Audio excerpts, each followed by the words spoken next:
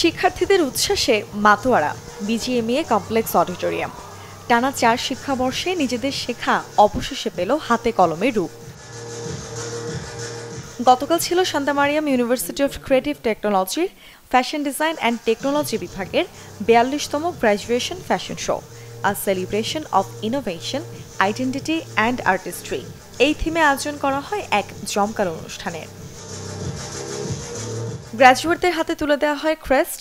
একে একে শিক্ষার্থীরা মঞ্চে উঠে আসে Aqua Eden, Scarlet Spirit, Journey of Emotion এবং রুটস অ্যান্ড জিওমেট্রি, এই ৪ থিমের কালেকশন নিয়ে।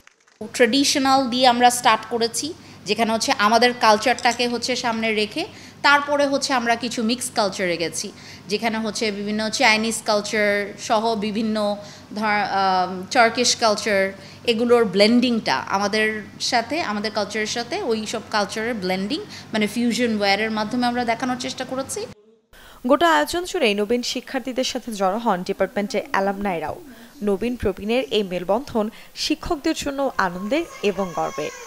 যখন স্টুডেন্টরা নতুন স্বপ্ন নিয়ে ডিজাইনার হওয়ার ওরা ঢোকে এবং তাদেরকে আমরা 4টা বছর ধরে আমাদের শিক্ষকরা বিভিন্ন কিছু, কেউ সারফেসের এডুকেশন দেয়, কেউ হচ্ছে প্যাটার্নের এডুকেশন দেয়, ওদেরকে আমরা প্রিপেয়ার করি। আর ফাইনালি যখন ওদের এই ফাইনাল ইয়ার কালেকশন যখন শোকেস করা হয়, সেটা আসলে আমাদের কাছেও খুবই মানে একটা ইমোশনাল একটা ব্যাপার, কারণ আমাদের 4 বছরের ফাইনাল আউটকাম স্টুডেন্টদের এবং ওদেরও ড্রিম।